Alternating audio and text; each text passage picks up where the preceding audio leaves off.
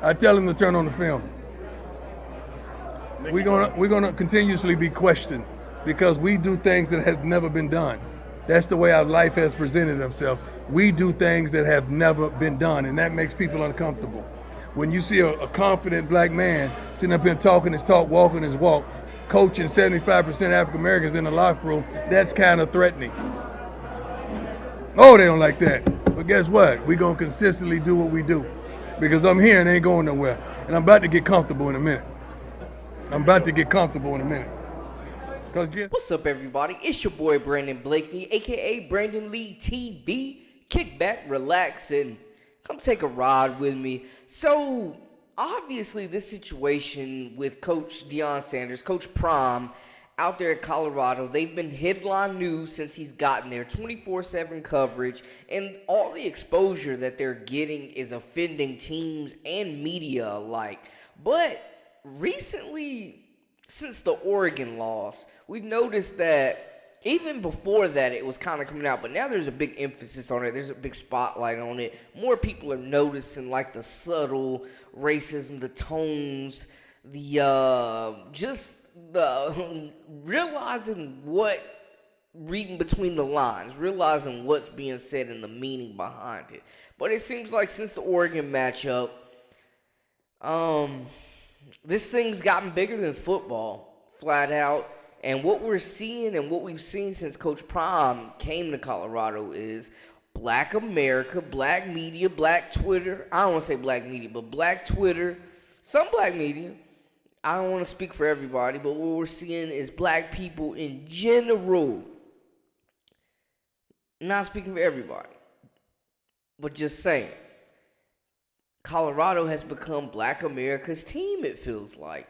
Just what you're seeing they got Coach Prime, OG, the big homie out there, stirring things up, doing what he does, man. Just being confident, being a proud, confident, outspoken black man.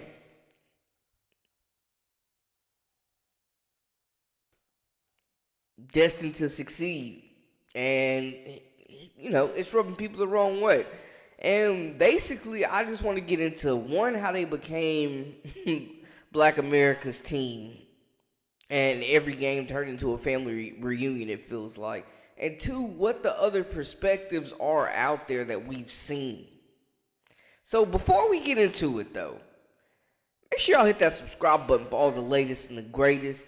And join our memberships. We got exclusive content coming daily, weekly, whenever you need it. Now back to business. Let's get into it. You are now locked into the Live with Brandon Blakeney podcast. Here is your host, Brandon Blakeney. So this isn't to cause division or single any specific person out or anything like that. This is just stuff that is actually going on in the real world in our country. So we got to talk about it. We got to dive into it. And we've noticed that, Coach Prime hasn't been shy about being camera friendly as well as promoting his guys and just being that vocal leader and strong father figure that a lot of these players need. Now, you may be wondering how a PWI located in a predominantly white city has become Black America's football team seemingly overnight. That's what we call the Coach Prime effect, baby. And his charismatic, outspoken, and unwavering confidence is blowing up the establishment of what was college football. The same way he disrupted passes on the field, he's doing it off the field now from the sidelines. These young guys are lining up to play for Coach Prime for a bunch of reasons. But, it's his relatable personality, his ability to connect with the youth. He understands Coach Prime is a father figure, an uncle, the OG that a lot of these kids need in one of the most crucial, one of the most critical times of their lives right now. These prize recruits trust Coach Prime. They trust him with their futures because he's proven to have capable hands. Whether it's from organizing the HBCU Combine to provide extra exposure for a group of overlooked kids, to reviving Colorado football from the dead and turning them into headline news in less than a year. A confident and successful black man in this country has often been perceived as a threat to white America. At times, we're expected to do our jobs, keep our heads down, and be quiet. When one of us bucks that status quo, we are immediately ostracized. Our character can be attacked, and our shortcomings broadcasted. We've seen people of the media and spectators alike reveal their true character on social media. But the Jamel Hills of the world now have decided that the reason why Deion Sanders is such a flashpoint is because of his race. It's not true. Deion Sanders is a flashpoint because he coaches and carries himself in a manner that is very different than most coaches. I'll give you 2 examples of coaches that have done this in the past who are white, who have been treated very different. Steve Spurrier. Steve Spurrier is, I believe, the cockiest college football coach that I have seen in my life as a college football fan. Nobody talked more trash than Steve Spurrier. Nobody was brasher than Steve Spurrier on the sideline, and he changed the way the game was played in the SEC. Steve Spurrier, relentlessly attacked by many in the media, huge focal point. You got to win at a high level if you talk trash. Another guy, Lane Kiffin. When Lane Kiffin came in to college football, he was super brash. He was super opinionated. He was a lightning rod. Go back and look at everything that was said about Lane Kiffin when he was the head coach at Tennessee, when he was the head coach at USC, heck, when he was the head coach of the Oakland Raiders. Lane Kiffin was brash, and he was attacked, and he was written about. The point here is scrutiny, when you are cocky, increases, and it has nothing to do with you other than the way that you carry yourself relative to other coaches. The perception and the attention brings with it criticism. They posted what the tickets are going for at Colorado. Yeah, I Did saw. you look at that? Hundreds of dollars. Just the single game tickets. like $580 a ticket Yeah. to watch Arizona. The range between games, of course, but like their opening game, the range is between like $500 and $1,000 for a single ticket. If you're a Colorado fan listening, I'll just give you some advice. Don't buy those tickets now. Wait a little bit, because when you guys are 0-6, the tickets are going to be really, really inexpensive. What has Sanders done? What has he done that would prove to he be number 3 in the quarterback stacked conference that's coming up? He played at a JUCO with his daddy. Calling a school, a university, a HBCU that has produced 93 professional players, including one of the greatest running backs of all time, Sweetness, Walter Payton, calling that school, that university, a JUCO is insane. You know, maybe if Coach Prime didn't have Yo MTV raps in the locker room before the game, at halftime, after the game, maybe they'd be in control of this game instead of getting beat like a drum. I mean, it's flat out embarrassing. He's running the fucking Yo MTV, got Fab Five Freddy, whatever the fuck it is, Flavor Flav. What an embarrassment. This clown talks a good game. He's got fucking Yo MTV raps in the locker room.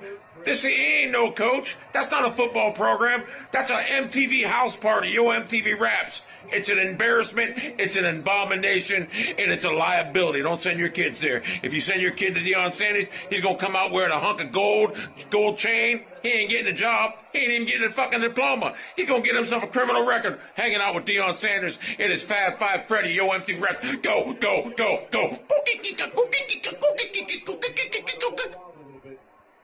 Damn. It's so much bigger than football. This is about Jim Crow, restricted voting rights, discrimination in the job force, lack of opportunities in some cases. Deion is putting his finger in the face of a racist institution black people have dealt with since the founding of this country and continue to deal with to this day. Coach Prime represents the culture, the cookout, the family reunion when all black folks crowd around the TV and are united by this team and our coach. Coach Prime is a great representation of what Black history is. This is moments where we read about, Black individuals making history, help changing the game, and you look at sports or any other venue in a totally different light. That's what Coach Prime to me represents and stands for, because, college football is very successful, but he has brought a whole new spin and dynamic to college football, to where it's not only exciting to watch the game, but it's exciting to watch the lead up to college football and the aftermath of what happens as well. He him, dog. I can't help it. He is him. We're seeing our favorite rappers and celebrities all in. We're rooting for Prime, the coach, and the family man. A strong Black father who's also coaching 2 of his sons on both sides of the ball. He's already a success, even if he doesn't win another game. And we've seen the impact that he's made already at Colorado. He's got all the Buffs home games sold out for the first time ever. Over 47,000 people attended that spring game. Merch in the online store is up 892%, and in 3 weeks, they have won more games than the team did last year. We also saw this stat. The University of Colorado recently ran a report that determined the ad value of media coverage since the football season started. It's worth more than $90 million. That's just for 3 games out of this 5-year deal. And once you add in ticket sales, merchandise sponsorships, enrollment increases, and more, Deion's $29.5 million contract is already looking like a bargain. You could argue that he will be worth $1 billion plus to the university. Are you kidding me? $1.9 billion? Are you kidding me? And I get it. They lost to Oregon. And Oregon wiped the floor with them. They got dogged. I'm trying to tell you. And hey man, it was a little, tacky, the clicks for whatever. But hey, you can't be mad at Coach Lanning for hyping his group up however the way he saw fit. That's football. That's sports. You know what I'm saying? That's sports. We see that. Nothing wrong with that. Get your team hype and talk trash after, because y'all won and y'all deserved it. I'm not done yet. We were composed. We executed at a really high level, but not done yet. We're not satisfied. I hope all those people that have been watching every week are watching this week. And they got another big game against USC, but we were never expecting this group to go undefeated. We were never expecting this group to win a national championship in their first year. But like Coach Prime said, you better get them now, because that's the worst they going to be. And he's going to continue to get access to the top high school recruits as well as the top players in the transfer portal. So they'll keep building. 7 or 8 dogs away. We'll see, man. Big game against USC. You know what I'm saying? Another chance for Shedeur Sanders to do his thing. And he's been one of the most exciting players in the country, as well as, a few other players on this roster. Travis Hunter, of course, mentioned before the injury, but it'll be interesting to see Shedeur Sanders battle it out against Caleb Williams, man, who's presumably the number 1 pick in the draft this year. This game will also tell us a lot. I'm not saying they're going to get blown out again. It may get ugly again, though. There's a possibility. I'm not saying it will, but there's that possibility. But I would like to see a little bit more execution from the offense and see them get into the end zone a few more times. But we'll see if they can keep it respectable or even pull off the upset potentially. And respect to the Pac-12, man. It's crazy that this conference is shutting down and this is the best season they've had since I don't know when. Nuts. But let me know how y'all feel in the comments, man. We riding with Coach Prime till the wheels fall off. And, man, I appreciate all the support from you guys. Thank you for tuning in. That's a wrap for us. For all the latest and the greatest, I am Brandon Blakeney, a.k.a. Brandon Lee TV. Until next time, man, we out.